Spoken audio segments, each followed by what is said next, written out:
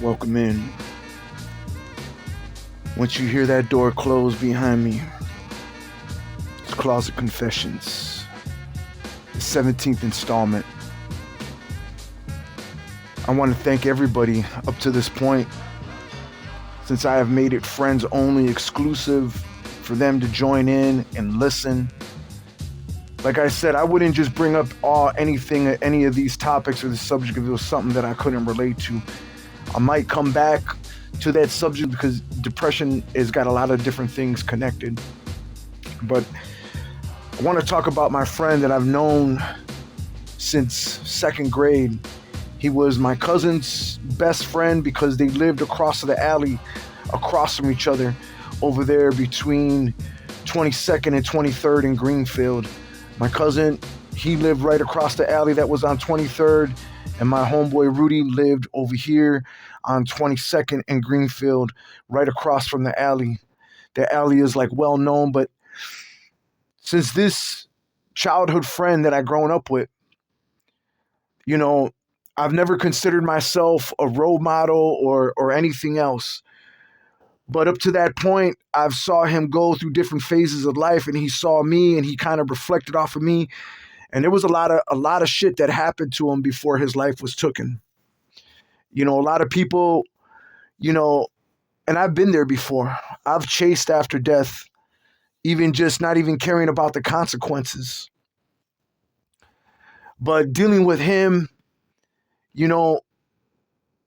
all these guys from the neighborhood over here, they didn't give him any kind of credit. They were hard on him. And I remember one time,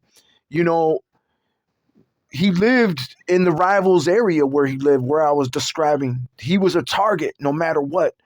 They would always try to say, he's all here in the hood and he'll have his hat broke to the left, but when he leaves the hood, he turns his hat straight or whatever.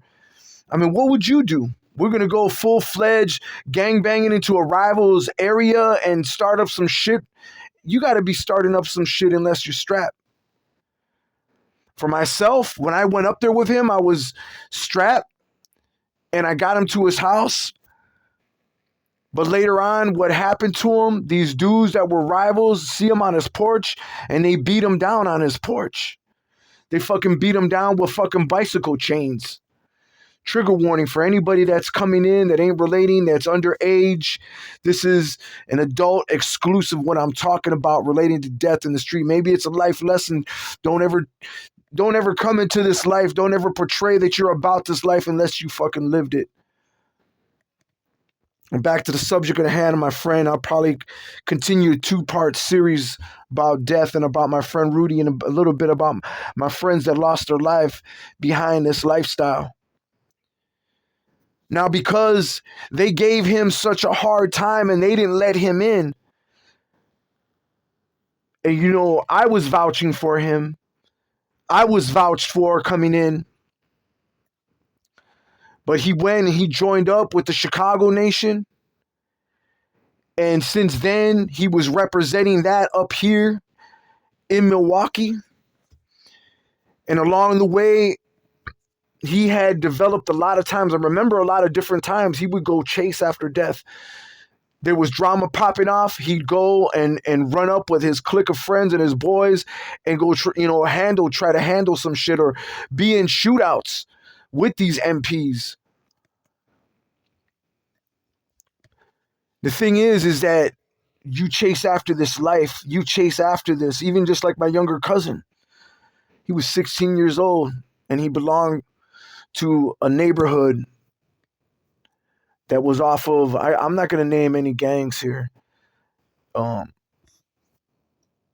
he belonged to a gang that was in between 9th and 8th, in between Lapham and Greenfield. And I don't know if you're familiar with that area, you're from the South Side, you know whose neighborhood that became over there and what they used to be. And then they went from, being the other side to whatever. But my cousin was 16 years old. He had Thug Life on his stomach. He had even, the AK across his stomach like Tupac. It was a pot leaf. He had Thug Life and a pot leaf. The ironic thing is that he chased after it. He always asked me, and I was always deeply in the church, always trying to reach out to him when I was in the church at the time, trying to get him off of the streets. But he'd ask me, does God forgive you ever take somebody's, or I would say cancel somebody's check?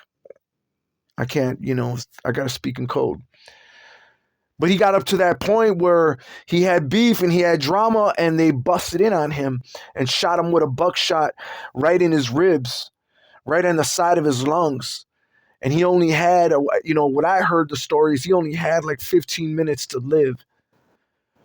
And I really pray and hope that he's up there, with Creator in a better place and not having any pain any longer. But with my friend Rudy, the dude who took his life, that guy, I just up to now recently found out what his name was. And he's still a free man. And during that time, when this happened, I say in the early 2000s, when this happened, when my friend Rudy's life was taken, he was told not to go to that Club Galaxy that was on 13th and in between Lincoln in that area where it turns into Muskego. Yeah, it turns into Muskego over there. But the thing is that he was told, don't go there. These MPs are over here. The MPs were running shit. I heard a lot of shit, a lot of stories. They were, even running dope out of there, doing a lot of crazy shit. My family, I think what drew my friend there, Rudy, is because he grew up not only with my cousins and my relatives, on my other side, on my Batista side. He grew up with them. They used to babysit. They used to watch him. And he was told, don't go there that night. But all up to that point, reflection of his life and all these different things, it built up inside of him. He looked up to me. He saw whatever kind of clout I had. I was just a street soldier. I was nobody with no rank. But he looked up and emulated me, wanted what I was doing, what I had, whatever it, it's like, you get into this, man. It's almost like the movie Goodfellas, man. It's like it's like you're a made man. You feel like no one can touch you, or you got a bravado or something about you, okay? It's an image, it's a lifestyle, but it's real. But when they took his life, he was strapped, and where now I think it's a bank still over there, and other businesses are over there on 13th and Lincoln. And I remember it used to be Cuteria over there before too. But he was busting and busting and busting at him. And they busted at him, and it trigger warning. Anybody got a sensitive heart, look, or can't take this up to the point, you can go ahead, delete me, block me, go somewhere else. I'm speaking the truth, what happened to my friend. It entered in his head and came out the back end, and his life was expired. May he rest in peace to this day. We never forget him.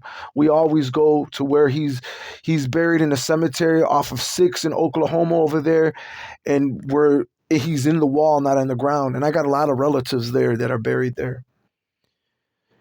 But we go there when it's around time and it's getting close time to his birthday, because he would always throw a party for his birthday near Thanksgiving in that time at his house. He was well known for his parties. He was well known for friends, everybody he was connected with. But I'm going to go into a second part series a little bit further and, not mention so much and giving such a way. I'm not trying to dry snitch, disclaimer. It's what I lived through and what I've been through. I want to be an example to the young people that are trying to chase after this life and think that it's all about the tattoos and the symbols. The meaning is a lot different, a lot deeper than what you think. Get ready. Get ready for the 18th chapter, the 18th installment, part 2 of this series of death.